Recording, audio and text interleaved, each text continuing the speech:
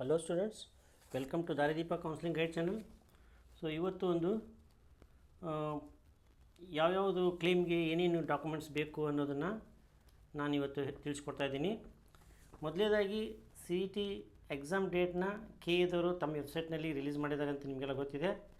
22/4/2026 ಬುಧವಾರ ಕನ್ನಡ ಎಕ್ಸಾಮ್ ಇದೆ. ಹೊರನಾಡು ಗಡಿನಾಡು ಕನ್ನಡಿಗರಿಗೆ ಕನ್ನಡ ಭಾಷೆಯ ಒಂದು ಪರೀಕ್ಷೆ ಇದೆ. ಮತ್ತು ಗುರುವಾರ 23/4/2026 ಫಿಸಿಕ್ಸ್ ಮತ್ತು ಕೆಮಿಸ್ಟ್ರಿ ಇದೆ. ಶುಕ್ರವಾರ 24/4/2026 ಮ್ಯಾಥಮೆಟಿಕ್ಸ್ ಮತ್ತು ಬಯಾಲಜಿ ಇದೆ. ಫಾರ್ಮ್ ಫಿಲಪ್ ಮಾಡಲಿಕ್ಕೆ ನಿಮಗೆ 17/1/2026ರಿಂದ 16/2/2026ವರೆಗೆ ಟೈಮ್ ಕೊಟ್ಟಿದ್ದಾರೆ.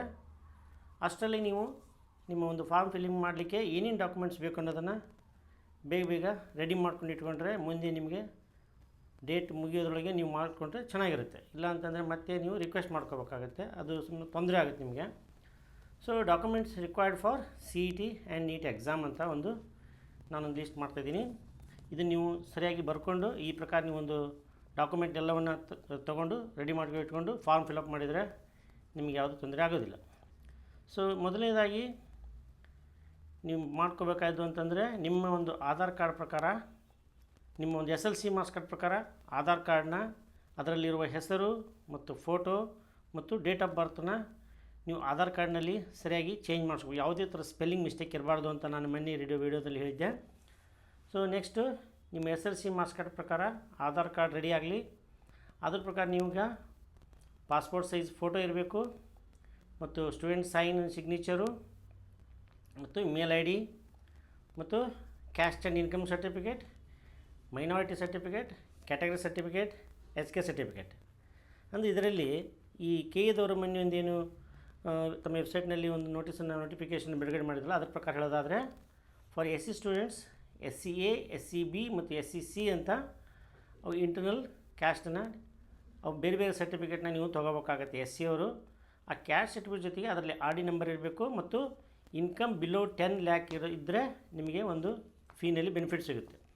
ನೆಕ್ಸ್ಟ್ ST ಸ್ಟೂಡೆಂಟ್ಸ್ ಅವರು ಸಹಿತ ಸೇಮ್ ಅದೇ ಥರ ಕ್ಯಾಸ್ಟ್ ಮತ್ತು ಇನ್ಕಮ್ ಸರ್ಟಿಫಿಕೇಟು ಬೇರೆ ಬೇರೆ ಇರುತ್ತೆ. ಕ್ಯಾಸ್ಟ್ ಸರ್ಟಿಫಿಕೇಟ್ನಲ್ಲಿ ST ಅಂತ ಮಾಡಿ RD ನಂಬರ್ ಇರಬೇಕು ಮತ್ತು ಇನ್ಕಮ್ ಸರ್ಟಿಫಿಕೇಟ್ನಲ್ಲಿ 10 lakh ಬಿಲೋ ಇರಬೇಕಾಗುತ್ತೆ.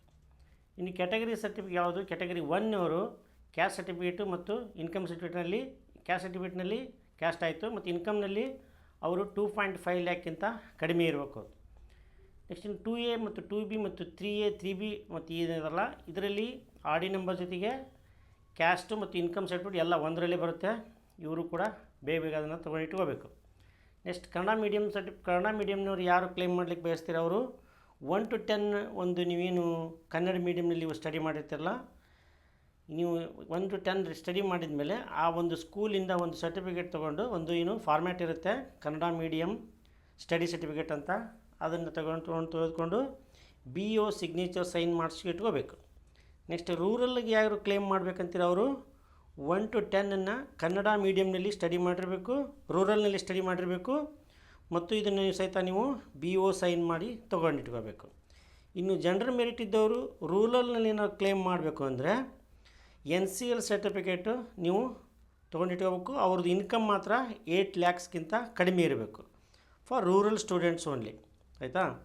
ನೆಕ್ಸ್ಟ್ ಇನ್ನು ಹೈದರಾಬಾದ್ ಕರ್ನಾಟಕ ಇದು ಯಾರು ಸ್ಟಡಿ ಮಾಡ್ಬೇಕು, ಇದು ಯಾರು ನಿಮಗೆ ಕ್ಲೇಮ್ ಮಾಡಬೇಕಂತಿದ್ರೆ ಅವರು 371J ಒಂದು ಸರ್ಟಿಫಿಕೇಟ್ನ ತೊಗೊಂಡಿಟ್ಕೋಬೇಕು. ಮತ್ತು ಮೆಡಿಕಲ್ ಆ್ಯಂಡ್ ಡೆಂಟಲ್ನಲ್ಲಿ ಲಿಂಗ್ವಿಸ್ಟಿಕ್ ಮೈನಾರಿಟಿಯವರು ಒಂದು ತುಳು ಮತ್ತು ತಮಿಳು ತೆಲುಗು ಯಾರು 1ರಿಂದ 12 ಸ್ಟಡಿ ಮಾಡಿರ್ತಾರಲ್ಲ ಅವರು ಸಹಿತ ನೀವು ಈ ಒಂದು ಮೈನಾರಿಟಿ ಸರ್ಟಿಫಿಕೇಟ್ನ ತೆಗೆದಿಟ್ಕೋಬೇಕು. ನೆಕ್ಸ್ಟ್ ಇದರಲ್ಲಿ 10 ವರ್ಷ ನೀವು ಸ್ಟಡಿ ಮಾಡಿರಬೇಕು, ಯಾವುದು ತುಳು ಮತ್ತು ಮೈನಾರಿಟಿಯಲ್ಲಿ. ನೆಕ್ಸ್ಟ್ ಮೈನಾರಿಟಿ ಸರ್ಟಿಫಿಕೇಟ್ ಕೂಡ ಅದು ಅಷ್ಟೇ, ಮುಸ್ಲಿಂ ಮತ್ತು ಕ್ರಿಶ್ಚಿಯನ್ ಯಾರು ಇದು ಮಾಡಿರ್ತಾರಲ್ಲ ಸ್ಟಡಿ ಮಾಡಿರ್ತಾರಲ್ಲ ಅವರು ಮೈನಾರಿಟಿ ಸ್ಟಡಿ ಸರ್ಟಿಫಿಕೇಟ್ನ ತೊಗೊಂಡಿಟ್ಕೋಬೇಕು. ನೆಕ್ಸ್ಟು ಕ್ಲಾಸ್ ಎನಲ್ಲಿ ಏನೇನು ಬರುತ್ತಂದರೆ ಇದು ಕಾಮನ್ನಾಗಿ ಎಲ್ಲರೂ ಮಾಡಬೇಕಂತ ಡಾಕ್ಯುಮೆಂಟ್ಸ್ಗಳಾಯಿತು. ಇನ್ನು ಕ್ಲಾಸ್ A ಮತ್ತು B ಮತ್ತು C ಮತ್ತು D ಮಾತ್ರ ನಾನು ಇವತ್ತು ಹೇಳ್ತಾ ಇದ್ದೀನಿ, ಯಾಕಂದರೆ ತುಂಬ ಲಾಂಗ್ ಆಗುತ್ತೆ, ಇದು ತುಂಬ ಒಂದು ಇದಾಗೋದ್ರಿಂದ ನಾನು ಇವತ್ತು 4 ಮತ್ತು ಕ್ಲಾಸ್ ಮಾತ್ರ ತಿಳಿಸ್ತಾ ಇದ್ದೀನಿ. ಸ್ಟೂಡೆಂಟ್ಸ್ ಯಾರು 7 years ಕರ್ನಾಟಕದಲ್ಲಿ ಸ್ಟಡಿ ಮಾಡಿರ್ತೀರ, 7 yearsಗಿಂತ ಮೇಲ್ಪಟ್ಟು ಮತ್ತು ಇನ್ಕ್ಲೂಡ್ 10 ಮತ್ತು 12th ಯಾರು ಸ್ಟಡಿ ಮಾಡಿರ್ತೀರ ಅವರು 10th ಮಾರ್ಕ್ಸ್ ಕಾರ್ಡು ರೆಡಿ ಮಾಡಿ ತೊಗೊಂಡಿಟ್ಕೊಳ್ಳಿ ಮತ್ತು 12th ಮಾರ್ಕ್ಸ್ ಕಾರ್ಡು ಯಾರು ರಿಪೀಟರ್ಸ್ ಇದ್ದವರು ಮತ್ತು ಫ್ರೆಶ್ ಇದ್ದವರು ನಿಮ್ಮ ಪ್ರಾಕ್ಟಿಕಲ್ ರಿಜಿಸ್ಟ್ರೇಷನ್ ನಂಬರ್ ಇತ್ತಲ್ಲ ಅದನ್ನು ತೆಗೆದುಕೊಂಡಿರಬೇಕು. ನೆಕ್ಸ್ಟ್ ಆಧಾರ್ ಕಾರ್ಡ್ ಇರಬೇಕು ನಿಮ್ಮ ಹತ್ರ. ಅದು ಆಧಾರ್ ಕಾರ್ಡ್ನಲ್ಲಿ ಹೆಸರು ಮತ್ತು ನಿಮ್ಮ ಒಂದು ಡೇಟ್ ಆಫ್ ಬರ್ತು ಮತ್ತು ಫೋಟೋ ಎಲ್ಲವೂ ಕರೆಕ್ಟಾಗಿರಬೇಕು, ಭಾಳ ಓಲ್ಡ್ ಇರಬಾರ್ದು. Next ST students ST caste certificate ಮತ್ತು ಬಿಲೋ 10 lakh ಇನ್ಕಮ್ ಸರ್ಟಿಫಿಕೇಟು ಯಾವ ಥರ ನಾನು ನಾರ್ಮಲಾಗಿ ಹೇಳಿದೆ ಅದೇ ಥರ ಇದರಲ್ಲಿ ಕ್ಲಾಸ್ ಎನಲ್ಲಿ ತೊಗೊಳ್ಬೇಕು. ಮತ್ತು 2A 2B 3A 3B ಅವರು ಕ್ಯಾಸ್ಟ್ ಮತ್ತು ಇನ್ಕಮ್ ಸರ್ಟಿಫಿಕೇಟ್ನ ಒಂದರಲ್ಲೇ ಬರುತ್ತೆ, ಅವರು ಕೂಡ ಇದನ್ನು ತೊಗೋಬೇಕು. ಮತ್ತು SC ಸ್ಟೂಡೆಂಟ್ಸ್ ಯಾರು ಇರ್ತೀರಿ SCA SCB SCC ಈ ಒಂದು ಕ್ಯಾಸ್ಟ್ ಸರ್ಟಿಫಿಕೇಟು ಮತ್ತು ಇನ್ಕಮ್ ಸರ್ಟಿಫಿಕೇಟ್ ಮಾತ್ರ 10 lakh ಕಡಿಮೆ ಇದ್ದಲ್ಲಿ ನಿಮಗೆ ಬೆನಿಫಿಟ್ ಸಿಗುತ್ತೆ. ಇನ್ನು 371Jದವರು ಹೈದರಾಬಾದ್ ಕರ್ನಾಟಕ ಸ್ಟೂಡೆಂಟ್ಸು 371J ಸರ್ಟಿಫಿಕೇಟ್ನ ತೊಗೊಂಡು ನೀವು ಕ್ಲೇಮ್ನ RD ನಂಬರ್ನ ನೀವು ಎಂಟ್ರಿ ಮಾಡಬೇಕಾಗುತ್ತೆ. ಕ್ಯಾಟಗರಿ 1 ಅವರು ಸ್ಟೂಡೆಂಟ್ಸ್ನವರು caste certificate below 2.5 lakh income ಸರ್ಟಿಫಿಕೇಟ್ನ ತೊಗೋಬೇಕಾಗುತ್ತೆ. ಇನ್ನು general students for rural quota ಮಾಡ್ಬೇಕನ್ನೋರು NCL ಸರ್ಟಿಫಿಕೇಟ್ನ ತೊಗೋಬೇಕು. ಮತ್ತು 1 to 10 ಸ್ಟಡಿ ಸರ್ಟಿಫಿಕೇಟ್ ಬೇಕು, ಫೋನ್ ನಂಬರ್ ಬೇಕು ಮತ್ತು ನಿಮ್ಮ ಇಮೇಲ್ ID ಸಿಗ್ನೇಚರು ಇದು 50 KB ಒಳಗಿರಬೇಕು. ಇದೆಲ್ಲ ನಾನು KAದವರ ಒಂದೇನು ಅವರೊಂದು ಲೀಸ್ಟ್ ಬಿಟ್ಟಿದ್ದಾರಲ್ಲ ಅದ್ರ ಪ್ರಕಾರ ನಾನು ಹೇಳ್ತಾ ಇದ್ದೀನಿ. ಇನ್ನು ಸ್ಪೆಷಲ್ ಕ್ಯಾಟಗರಿಯವರು ಯಾವುದು ನಿಮಗೆ ಡಿಫೆನ್ಸ್ ಆಯಿತು, NCC ಸ್ಪೋರ್ಟ್ಸು CRPF ಇವರೆಲ್ಲ ಸ್ಪೆಷಲ್ ಕ್ಯಾಟಗರಿದು ನಿಮ್ಮ ಒಂದು ಕ್ಯಾಟಗರಿಯಲ್ಲಿ ಆ ಒಂದು ಸರ್ಟಿಫಿಕೇಟ್ನ ತೊಗೊಂಡು ಇಟ್ಕೋಬೇಕಾಗುತ್ತೆ. ಇನ್ನು ಲಿಂಗ್ವಿಸ್ಟಿಕ್ ಮೈನಾರಿಟಿ ಸರ್ಟಿಫಿಕೇಟ್ ಅಂದರೆ ಫಾರ್ ಯಾರಿಗೆ ನೀಟ್ ಮೆಡಿಕಲ್ ಸ್ಟೂಡೆಂಟ್ಸ್ಗೆ ತಮಿಳು ತೆಲುಗು ತುಳು ಭಾಷೆಯಲ್ಲಿ ಸ್ಟಡಿ ಮಾಡಿದವರಿಗೆ ಮತ್ತು ಅವರ ಒಂದು ಇದು ಮಾಡಿದವರಿಗೆ ಇದು ಒಂದು ಸರ್ಟಿಫಿಕೇಟ್ ತೊಗೊಂಡು ಇಟ್ಕೋಬೇಕಾಗುತ್ತೆ.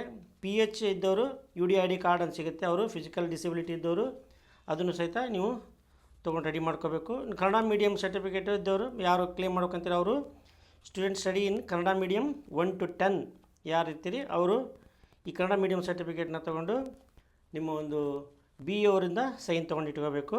ಇನ್ನು ರಿಲಿಜಿಯಸ್ ಮೈನಾರಿಟಿ ಸರ್ಟಿಫಿಕೇಟ್ ನೀವು ಯಾರಿಗೆಂದರೆ ನೀಟ್ ಸ್ಟೂಡೆಂಟ್ಸ್ಗೆ ಕ್ರಿಶ್ಚಿಯನ್ ಮತ್ತು ಮುಸ್ಲಿಂ ಸ್ಟೂಡೆಂಟ್ಸ್ ಇದನ್ನ ರಿಲೀಸ್ ಮೈನಾರಿಟಿ ಸರ್ಟಿಫಿಕೇಟ್ನ ತೊಗೋಬೇಕು ನೀಟ್ ಸ್ಟೂಡೆಂಟ್ಸು. ರೂರಲ್ ಸರ್ಟಿಫಿಕೇಟ್ ಕೂಡ ನಿಮಗೂ ಸಂಬಂಧಪಡುತ್ತೆ, student study in rural 1 to 10. Next agriculture quota ಇದ್ದರೆ ಅದನ್ನು ಎಸ್ ಅಂತ ಕ್ಲಿಕ್ ಮಾಡಿ, ಯಾಕಂದರೆ ಮುಂದೆ ಪ್ರಾಕ್ಟಿಕಲ್ ಎಕ್ಸಾಮ್ನಲ್ಲಿ ನೀವು ಭಾಗವಹಿಸಬೇಕಾಗುತ್ತೆ. ಆವಾಗ ನಿಮಗೆ ಇಲ್ಲಿ ಎಸ್ ಅಂತ ಮಾಡಿದರೆ ಮಾತ್ರ ಅಲ್ಲಿ ನಿಮಗೆ ಹಾಲ್ ಟಿಕೆಟ್ ಬರುತ್ತೆ ಮತ್ತು ನಿಮಗೆ ಡಾಕ್ಯುಮೆಂಟ್ ವೆರಿಫಿಕೇಷನ್ಗೆ ಹೋಗಬೇಕಾಗುತ್ತೆ ಆಯಾ ಕಾಲೇಜಿಗೆ. ಸೊ ನೆಕ್ಸ್ಟ್ ಅರ್ಹತಾ ಖಂಡ B ಅಂದರೆ ಕ್ಲಾಸ್ Bನಲ್ಲಿ ಏನು ಬರುತ್ತೆ ಅಂದರೆ ಏನು ಒಂದು ಕಂಡೀಷನ್ ಇರುತ್ತಂದರೆ ಸ್ಟೂಡೆಂಟ್ಸು 11th ಮತ್ತು 12th ಅಂದರೆ 11ನೇ ತರಗತಿ ಮತ್ತು 12ನೇ ತರಗತಿ ಕರ್ನಾಟಕದಲ್ಲಿ ವ್ಯಾಸಂಗ ಮಾಡಿರಬೇಕು ಮತ್ತು ವಿದ್ಯಾರ್ಥಿಯ ತಂದೆ ಮತ್ತು ತಾಯಿ ಇಬ್ಬರಲ್ಲಿ ಒಬ್ಬರು 7 ವರ್ಷ ಕರ್ನಾಟಕದಲ್ಲಿ ಸ್ಟಡಿ ಮಾಡಿರಬೇಕು. ಸೊ ಇದು ಇನ್ನೂ ಉಳಿದಿದ್ದೆಲ್ಲವೂ ಇವು ಕ್ಲಾಸ್ ಎದಲ್ಲಿ ಏನು ನಾನು ಹೇಳಿದ್ನಲ್ಲ ಡಾಕ್ಯುಮೆಂಟ್ಸು ಅದೇ ಡಾಕ್ಯುಮೆಂಟ್ಸ ಇಲ್ಲೂ ಅಪ್ಲೈ ಆಗುತ್ತೆ. ಆಮೇಲೆ ನೀವೇನು ಮಾಡಬೇಕಂದ್ರೆ 11th ಮತ್ತು 12th ಮಾರ್ಕ್ಸ್ ಕಾರ್ಡನ್ನು ಮತ್ತು ಸ್ಟಡಿ ಸರ್ಟಿಫಿಕೇಟ್ನ ತೊಗೊಂಡಿಟ್ಕೋಬೇಕು ಮತ್ತು ವಿದ್ಯಾರ್ಥಿಯ ತಂದೆ ಮತ್ತು ತಾಯಿಯರಲ್ಲಿ ಒಬ್ಬರು ಏನು ಮಾಡಿರ್ತಾರಲ್ಲ 7th ವ್ಯಾಸಂಗ ಮಾಡಿರ್ತಾರಲ್ಲ ಆ ಒಂದು ಸ್ಟಡಿ ಸರ್ಟಿಫಿಕೇಟ್ನ ನೀವು ತೊಗೊಂಡಿಟ್ಟು ಅಂದರೆ ನೀವು ಅಲ್ಲಿದು ವಾಸ ಮಾಡಿದ್ರು ಮತ್ತು ಸ್ಟಡಿ ಮಾಡಿದ್ರ ಬಗ್ಗೆ ತಂದೆ ತಾಯಿದು ಆ ಒಂದು ಸ್ಟಡಿ ಸರ್ಟಿಫಿಕೇಟ್ ತೊಗೊಂಡಿಟ್ಕೊಂಡ್ರೆ ನಿಮಗಲ್ಲಿ ಡಾಕ್ಯುಮೆಂಟ್ ವೆರಿಫಿಕೇಷನಲ್ಲಿ ನಿಮಗದು ಕ್ಲಾಸ್ B ನಿಮಗೆ ಅಪ್ಲೈ ಆಗುತ್ತೆ. ನೆಕ್ಸ್ಟ್ ಅರ್ಹತಾ ಖಂಡ C ಇದು ಇನ್ನು ಉಳಿದಿದ್ದು ಎಲ್ಲವೂ ನೀವು ಕ್ಲಾಸ್ ಎನಲ್ಲಿ ಬರುವಂಥ ಡಾಕ್ಯುಮೆಂಟ್ನ ನೀವು ತೊಗೋಬೇಕಾಗತ್ತೆ. ಇನ್ನು ಅರ್ಹತಾ ಖಂಡ C ಅಂದರೆ ಕ್ಲಾಸ್ Cನಲ್ಲಿ ವಿದ್ಯಾರ್ಥಿ ಮತ್ತು ತಂದೆ ಮತ್ತು ತಾಯಿ ಒಬ್ಬರು ಕನ್ನಡ ತುಳು ಕೊಡವ ಬ್ಯಾರಿ ಭಾಷೆಯವರಾಗಿರಬೇಕು. ಅದಕ್ಕಾಗಿ ನೀವು ಅಫಿಡವಿಟನ್ನು ಸಲ್ಲಿಸಬೇಕಾಗುತ್ತೆ ಮತ್ತು ತಂದೆ ಅಥವಾ ತಾಯಿ ಅಥವಾ ಹಿಂದೆ ಕರ್ನಾಟಕದ ನಿವಾಸಿಯಾಗಿದ್ದು ಅಭ್ಯರ್ಥಿಯು ಕರ್ನಾಟಕದ ಹೊರಗೆ ಅರ್ಹತಾ ಪರೀಕ್ಷೆಯಲ್ಲಿ ಪಾಸಾಗಿರಬೇಕು. 1 May 2026 ಕರ್ನಾಟಕದ ಹೊರಗೆ ವಾಸಿಸುತ್ತೇವೆ ಅಂತ ಅವರು ತಹಸೀಲ್ದಾರ್ ಕಡೆಯಿಂದ ಒಂದು ಪ್ರಮಾಣ ಪತ್ರವನ್ನು ತಗೋಬೇಕು. ಅಂಥ ವಿದ್ಯಾರ್ಥಿಯು KA ನಡೆಸುವ ಕನ್ನಡ ಪರೀಕ್ಷೆಯಲ್ಲಿ ಪಾಸ್ ಆಗಬೇಕಾಗುತ್ತೆ. ಇದು ಕ್ಲಾಸ್ C ಮತ್ತು ಇದನ್ನು ಉಳಿದ ಡಾಕ್ಯುಮೆಂಟ್ಗಳನ್ನು ನೀವು ಇದಕ್ಕೆ ತೊಗೋಬೇಕಾಗುತ್ತೆ. ಇನ್ನು ವಿದ್ಯಾರ್ಥಿಯು ಯಾವುದು ಅರ್ಹತಾ ಖಂಡ D ಅಂದರೆ ಕ್ಲಾಸ್ D ನಲ್ಲಿ ಏನೇನು ಬರುತ್ತೆ ಅಂದರೆ ಯಾರ್ಯಾರು ಇದಕ್ಕೆ ಸಂಬಂಧಪಡ್ತಾರೆ ಅಂದರೆ ವಿದ್ಯಾರ್ಥಿಯು ಕನ್ನಡ ತುಳು ಕೊಡವ ಮತ್ತು ಬ್ಯಾರಿ ಮಾತೃಭಾಷೆ ಆಗಿರಬೇಕು ಮತ್ತು ಕನ್ನಡ ಭಾಷೆ ಮಾತಾಡ್ತಾ ಇರಬೇಕು, ಕ್ಲಿಯರಾಗಿ ಮಾತಾಡಬೇಕು ಮತ್ತು ಮಹಾರಾಷ್ಟ್ರ ರಾಜ್ಯದಲ್ಲಿ ಸೊಲ್ಲಾಪುರ ಅಕ್ಕಲಕೋಟೆ ಜತ್ತ ಮತ್ತು ಗಡಿಂಗ್ಲೇಸ್ ತಾಲೂಕು ಮತ್ತು ಕೇರಳದ ಕಾಸರಗೋಡು ಹೊಸದುರ್ಗ ಮಂಜೇಶ್ವರ ತಾಲೂಕು ಇಲ್ಲಿ 1 ರಿಂದ 12ನೇ ತರಗತಿಯ ಅವಧಿಯಲ್ಲಿ ಮಿನಿಮಮ್ 7 ವರ್ಷ ವಾಸ ಮಾಡಿರಬೇಕು ಮತ್ತು ಅಲ್ಲಿ ವ್ಯಾಸಂಗ ಮಾಡಿರಬೇಕು. ಕನ್ನಡ ಏನು KAದವರೊಂದು ಪರೀಕ್ಷೆ ನೀಡ್ತಾರಲ್ಲ ಈಗ ಏಪ್ರಿಲ್ ತಿಂಗಳಲ್ಲಿ ಆ ಕನ್ನಡ ಪರೀಕ್ಷೆಯಲ್ಲಿ ಇವರು ಪಾಸಾಗಬೇಕು. ಇವರು ಕೂಡ ಈ ಒಂದು ಡಾಕ್ಯುಮೆಂಟ್ಸ್ ಎಲ್ಲವನ್ನು ರೆಡಿ ಮಾಡಿ ಇಟ್ಕೊಂಡು ತಹಸೀಲ್ದಾರ್ ಕಡೆಯಿಂದ ಮತ್ತು ಬಿ ಒ ಕಡೆಯಿಂದ ನಿಮ್ಮ ಒಂದು ಡಾಕ್ಯುಮೆಂಟ್ಸನ್ನು ತೆಗೆದುಕೊಂಡು ರೆಡಿ ಮಾಡಿ ಇಟ್ಕೊಳ್ಳಿ. ಈ ಫಾರ್ಮ್ ಫಿಲಪ್ ಮಾಡೋಕ್ಕೆ ನಿಧಾನದಿಂದ ಹುಷಾರಿಂದ ಫಾರ್ಮ್ ಫಿಲಪ್ ಮಾಡಿ, ಯಾವುದೇ ತಪ್ಪಾಗಲಾರ್ದಾಗೆ. ಸೊ ನಿಮ್ಮ ಮುಂದಿನ ಒಂದು ಅಪ್ಡೇಟ್ಗಾಗಿ ನಮ್ಮ ವಿಡಿಯೋನ ಚಾನಲನ್ನು ನೋಡ್ತಾಯಿರಿ. ಲೈಕ್ ಮಾಡಿ, ಶೇರ್ ಮಾಡಿ, ಕಮೆಂಟ್ ಮಾಡಿ. Thank you.